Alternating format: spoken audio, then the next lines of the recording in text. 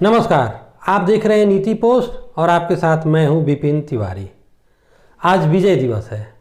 आज ही के दिन यानी 16 दिसंबर 1971 को पाकिस्तान ने भारत के सामने आत्मसमर्पण किया था और बांग्लादेश के रूप में एक नए देश का जन्म हुआ था।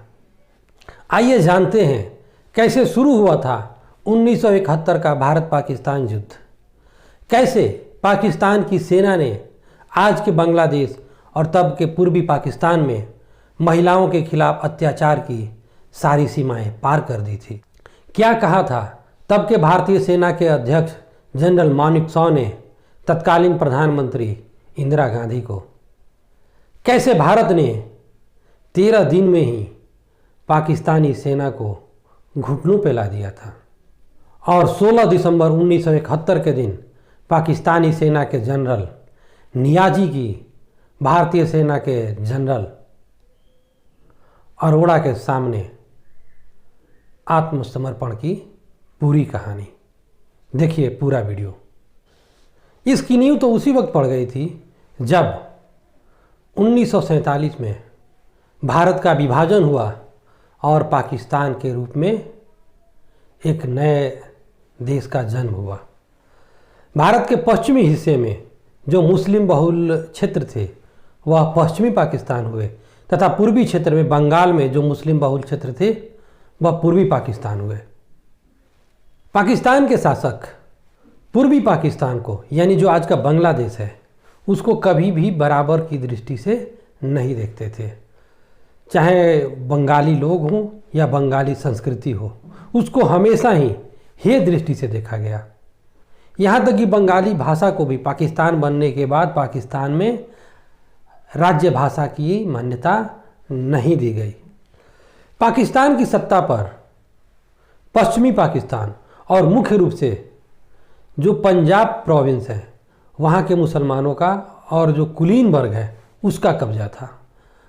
वह बंगाली लोगों को हे दृष्टि से देखते थे और जो पश्चिमी पाकिस्तान और पूर्वी पाकिस्तान है उन दोनों के बीच की जो आर्थिक असमानता थी वह भी बहुत ज़्यादा थी। पूर्वी पाकिस्तान और पश्चिमी पाकिस्तान के बीच में यह बना तनाव दिसंबर 1970 में और बढ़ गया। शेख मुजीबुर रहमान की नेतृत्व वाली अवामी लीग ने राष्ट्रीय चुनाव में विजय प्राप्त किया, लेकिन पश्चिमी पाकिस्तान के पार्टियों जिसमें पाकिस्तान पीपुल्स पार्टी प्रमुख थी उन्होंने अवामी लीग को सत्ता देने से मना कर दिया। वह शेख मुजीबुर रहमान को प्रधानमंत्री के रूप में स्वीकार करने को तैयार नहीं थे। 7 मार्च 1971 को ढाका के रेस कोर्स मैदान में शेख मुजीबुर रहमान ने बांग्लादेश की स्वतंत्रता की घोषणा कर दी। मुजीबुर रहमान ने कहा कि यह संघर्ष मुक्ति के लिए है, यह संघर्ष आज़ादी के लिए है। और शेख मुजीबुर रहमान की घोषणा के साथ ही मुक्ति वाहिनी ने पूरे पूर्वी पाकिस्तान में आज़ादी के लिए विद्रोह कर दिया। पाकिस्तानी सेना ने इस्लामिक संगठन जमात इस्लामी, पाकिस्तान समर्थक, बंगाली मुसलमान एवं उर्दू बोलने वाले बिहार इत्यादि जगहों से गए मुसलमानों को अपने साथ लेकर, जिन्हें रजाकर कहा गया, बांग्लादेश की स्वतंत्रता आंदोलन एवं मुक्ति वाहिनी को कुचलने के लिए 25 मार्च 1971 को एक दमनकारी अभियान ऑपरेशन सर्चलाइट शुरू किया।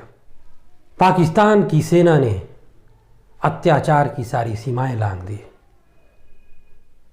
पूर्वी पाकिस्तान और ढाका की सड़कों पर कत्लेआम मचाया गया। पाकिस्तान की सेना एवं रजाकरों ने बंगाली महिलाओं एवं लड़कियों के बलात्कार का सुनियोजित अभियान चलाया। 2016 में द इंडियन एक्सप्रेस में छपी एक लेख के अनुसार तब के पाकिस्तान के राष्ट्रपति एवं पाकिस्तानी सेना के अध्यक्ष याहिया खान ने बंगालियों को सच्चा मुसलमान यानी ट्रू मुस्लिम बनाने का आदेश दिया। याहिया खान ने पाकिस्तानी सेना को आदेश दिया कि पूर्वी पाकिस्तान में रह रहे हिंदू महिलाओं और बांग्लादेश की स्वतंत्रता की समर्थन कर रही मुस्लिम महिलाओं को गर्भवती करे ताकि एक शुद्ध पाकिस्तान की स्थापना की जा सके। इस आदेश का पालन करने के लिए पाकिस्तान की सेना ने अत्याचार की सारी सीमाएं लांघ दी। घरों से, स्कूलों से, सड़कों से, बेडरूम से, यहाँ तक कि शादी और सुहाग रात के बेड तक से महिलाओं और लड़कियों को पाकिस्तान सेना और उनके समर्थक रजाकारों द्वारा उठाया गया। उनके परिवार के लोगों के सामने उनका सामूहिक बलात्कार किया जाता। बांग्लादेश सरकार के एक आंकड़े के अनुसार उस दौरान लगभग 2 से 4 लाख महिलाओं का पाकिस्तान सेना एवं उनके समर्थक रजाकारों द्वारा बलात्कार किया गया। हजारों महिलाओं को बलात्कार कैंपों में रखा गया, जहां उनका बार बार बलात्कार हुआ। पत्रकार सुसान ब्राउन मिलर की किताब के अनुसार इन बलात्कार कैंपों में कुछ महिलाओं के साथ एक रात में 80 बार बलात्कार किया गया। हजारों की संख्या में महिलाएं गर्भवती हुई और ऐसे गर्भ से लगभग 25,000 बच्चों का जन्म हुआ। हजारों की संख्या में गर्भपात हुए तथा हजारों की संख्या में महिलाओं ने आत्महत्या कर ली। पाकिस्तान की सेना का पहला निशाना अल्पसंख्यक हिंदू महिलाएं थी जो पूर्वी पाकिस्तान में रह रहे थे, और दूसरा वे बंगाली मुस्लिम महिलाएं जो बांग्लादेश की स्वतंत्रता का, अवामी लीग का और मुक्ति वाहिनी का समर्थन कर रहे थे। पाकिस्तानी सेना पूर्वी पाकिस्तान में हिंदुओं को चुन चुन कर मार रही थी। उनके घर जलाए जा रहे थे, महिलाओं के साथ सामूहिक बलात्कार हो रहे थे। प्रिंसटन यूनिवर्सिटी में राजनीति एवं अंतर्राष्ट्रीय संबंध के प्रोफेसर गरी जे बॉस ने अपनी किताब the blood Telegram, Nixon, Kissinger and A forgotten genocide में लिखा है कि यह युद्ध मूल रूप से पूर्वी पाकिस्तान में रह रहे हिंदुओं के खिलाफ था। पूर्वी पाकिस्तान में पाकिस्तान की सेना द्वारा किए जा रहे इस नरसंहार से भारत भी अछूता नहीं रहा। लाखों की संख्या में लोग अपनी जान तथा बहु बेटियों की इज्जत की रक्षा के लिए सीमा पार कर भारत की ओर आने लगे। पाकिस्तान की सेना द्वारा पूर्वी पाकिस्तान में नागरिकों पर किए जा रहे अत्याचार और भाग करके लाखों की संख्या में आ रहे शरणार्थियों से भारत भी चिंतित था। भारत ने इस मामले में हस्तक्षेप करने का निर्णय लिया। तब के प्रधानमंत्री इंदिरा गांधी ने तत्कालीन भारतीय सेना के अध्यक्ष जनरल मानेकशॉ से उनकी राय पूछी। यह बात अप्रैल 1971 की है। सेना अध्यक्ष जनरल मानेकशॉ ने तत्काल हमला करने के बजाय इंतजार करने की सलाह दी। मानेकशॉ का कहना था कि वह जीतने के लिए युद्ध करना चाहेंगे और पूरी तैयारी के साथ ही युद्ध करना उचित होगा।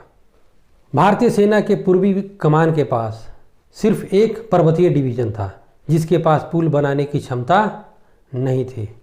पूर्वी पाकिस्तान में बड़ी संख्या में नदियां हैं, जिसमें कुछ नदियां 5-5 मील चौड़ी है, और मानेकशॉ तथा अन्य सेना के अधिकारियों का मानना था कि चूंकि मानसून शुरू होने वाला है और इस समय यदि भारतीय सेना पूर्वी पाकिस्तान के अंदर घुसती है तो वह वहाँ पर फंस करके रह जाएगी। प्रधानमंत्री इंदिरा गांधी ने जनरल मानेकशॉ की सलाह मान ली और मानसून के खत्म होने के इंतजार करने का निर्णय लिया गया। 3 दिसंबर 1971 को प्रधानमंत्री इंदिरा गांधी कलकत्ता में एक जनसभा को संबोधित कर रही थी। उसी दिन शाम को ठीक 5:40 पर पाकिस्तानी वायुसेना के लड़ाकू विमानों ने भारतीय सीमा को पार करके पठानकोट, श्रीनगर, अमृतसर, जोधपुर एवं आगरा के सैनिक ठिकानों पर बम गिराने शुरू कर दिए। दिल्ली पहुंच करके प्रधानमंत्री इंदिरा गांधी ने राष्ट्र को संबोधित किया तथा भारतीय सेना को पाकिस्तान की इस कार्रवाई का माकूल जवाब देने का आदेश दिया। प्रधानमंत्री इंदिरा गांधी का आदेश मिलते ही भारतीय सेना पूर्वी पाकिस्तान में घुस गई और जेसोर और खुलना पर कब्जा कर लिया और बढ़ते हुए पूर्वी पाकिस्तान की राजधानी ढाका पहुंच गई। भारतीय सेना को एक संदेश मिला कि 14 दिसंबर को सुबह 11 बजे ढाका के गवर्नर हाउस में पाकिस्तान के बड़े सैन्य अधिकारी एवं प्रशासनिक अधिकारी मिलने वाले हैं। इसके बाद उसी समय भारतीय वायुसेना के MiG-21 विमानों ने उस गवर्नर हाउस की मुख्य बिल्डिंग को उड़ा दिया। इससे डरे हुए गवर्नर मलिक वहां से भाग खड़े हुए और एयर रेड शेल्टर में शरण ली तथा वहीं से अपने पद से इस्तीफा दे दिया। और इसके साथ ही पूर्वी पाकिस्तान में पाकिस्तान का खेल खत्म हो गया था।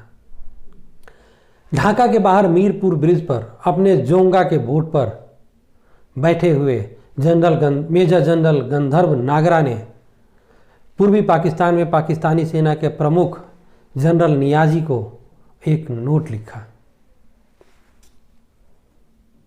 प्रिय अब्दुल्ला, मैं यहीं पर हूँ, खेल खत्म हो चुका है। मैं सलाह देता हूँ कि तुम मुझे अपने आप को सौंप दो और मैं तुम्हारा ख्याल रखूँगा। पाकिस्तान पराजित हो चुका था। भारतीय सेना ढाका पहुँच चुकी थी।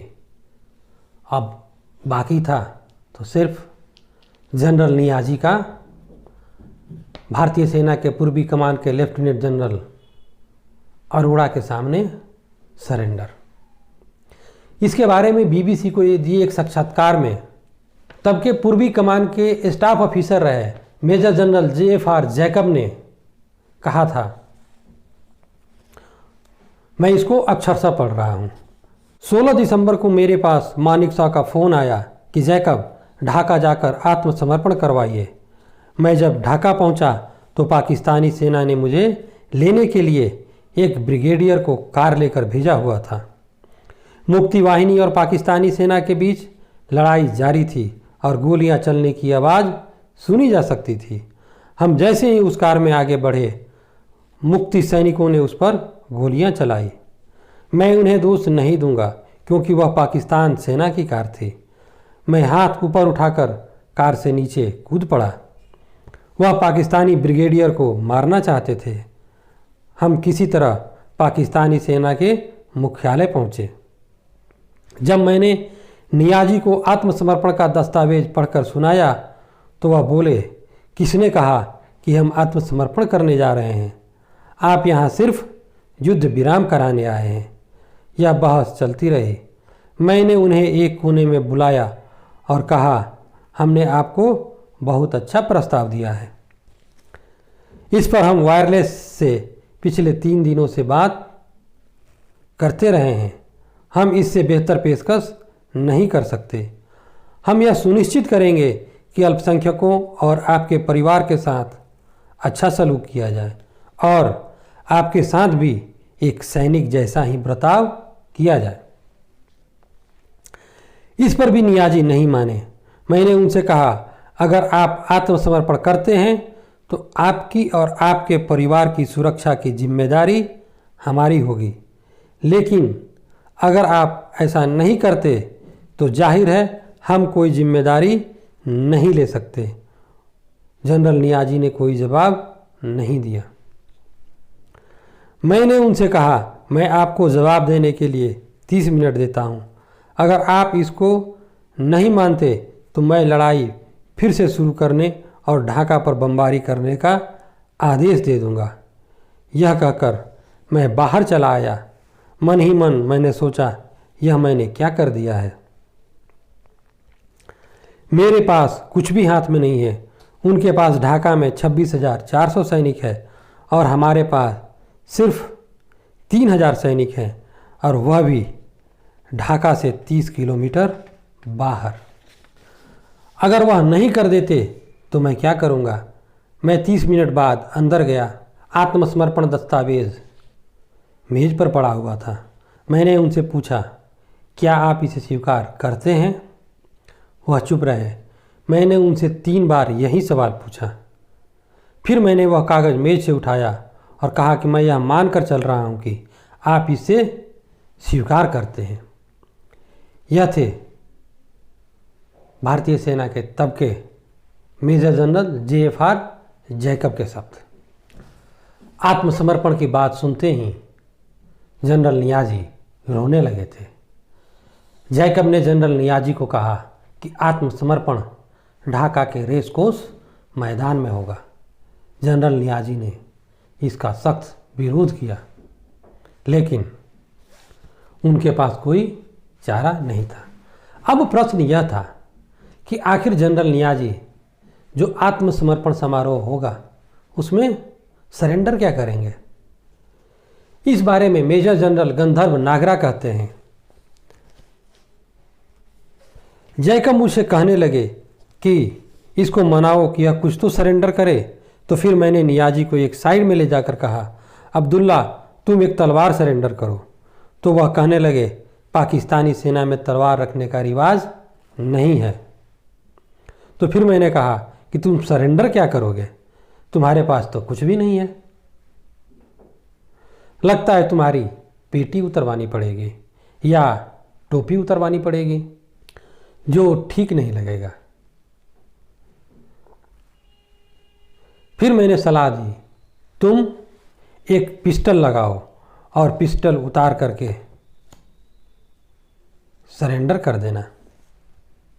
फिर आया वह ऐतिहासिक क्षण। 16 दिसंबर का दिन था। शाम को 4 बजे मेजर जनरल JFR जैकब और पाकिस्तानी सेना के पूर्वी कमान के प्रमुख जनरल नियाज़ी ढाका हवाई अड्डे पहुंचे। भारतीय सेना के पूर्वी कमान के प्रमुख लेफ्टिनेंट जनरल अरोड़ा को रिसीव करने के लिए 4:30 बजे लेफ्टिनेंट जनरल अरोड़ा अपने पूरे दल बल के साथ ढाका हवाई अड्डे पर उतरे। फिर सब रेस कोर्स मैदान पहुंचे, जहां पर जनरल अरोड़ा ने सबसे पहले गार्ड ऑफ ऑनर का निरीक्षण किया। जनरल अरोड़ा और जनरल नियाज़ी दोनों एक मेज के सामने बैठे, जहां दोनों ने सरेंडर पेपर पर हस्ताक्षर किए और पूर्वी पाकिस्तान में पाकिस्तानी सेना के प्रमुख जनरल नियाज़ी ने अपनी रिवॉल्वर निकालकर पूर्वी कमान के भारतीय सेना के प्रमुख लेफ्टिनेंट जनरल अरोड़ा के हवाले कर दिया। नियाज़ी की आंखें एक बार फिर से नम हो गई। यह ऐतिहासिक पल था। यह भारत की अब तक की सबसे बड़ी विजय थी और पाकिस्तान की अब तक की सबसे बड़ी पराजय। पाकिस्तान का एक टुकड़ा पूर्वी पाकिस्तान अब उसके हाथ से जा चुका था। यह किसी भी सेना द्वारा किया गया अब तक का सबसे बड़ा सरेंडर था। जनरल नियाज़ी के साथ लगभग 90,000 सैनिकों ने सरेंडर किया। सिर्फ 13 दिन के अंदर पाकिस्तान की सेना घुटनों पर आ गई। यह सबसे कम समय तक चला कोई भी युद्ध था। इस युद्ध में अलग अलग आंकड़ों के अनुसार लगभग 3 से 30 लाख लोग मारे गए। जिस वक्त जनरल नियाज़ी जनरल अरोड़ा के सामने आत्मसमर्पण कर रहे थे, ठीक उसी समय संसद भवन में प्रधानमंत्री इंदिरा गांधी अपने कार्यालय में एक इंटरव्यू दे रही थी। तभी उनके टेबल पर रखा लाल टेलीफोन बजा। प्रधानमंत्री इंदिरा गांधी ने सिर्फ 4 शब्द कहे, यस यस और थैंक यू। टेलीफोन के दूसरी तरफ भारतीय सेना के अध्यक्ष जनरल मानेकशॉ थे, जो बांग्लादेश में भारत की विजय की खबर दे रहे थे। प्रधानमंत्री इंदिरा गांधी ने इंटरव्यू से उठी और पत्रकार से माफ़ी मांगते हुए तेज कदमों के साथ लोकसभा की तरफ बढ़ी। अभूतपूर्व शोर शराबे के बीच प्रधानमंत्री इंदिरा गांधी ने लोकसभा में घोषणा की कि ढाका एक स्वतंत्र देश की स्वतंत्र राजधानी है। पूरी लोकसभा तालियों की गड़गड़ाहट और नारों से गूंज उठी। नमस्कार, यह था 1971 में पाकिस्तान पर भारत की विजय की कहानी। आप अपनी राय जरूर दीजिएगा। नमस्कार।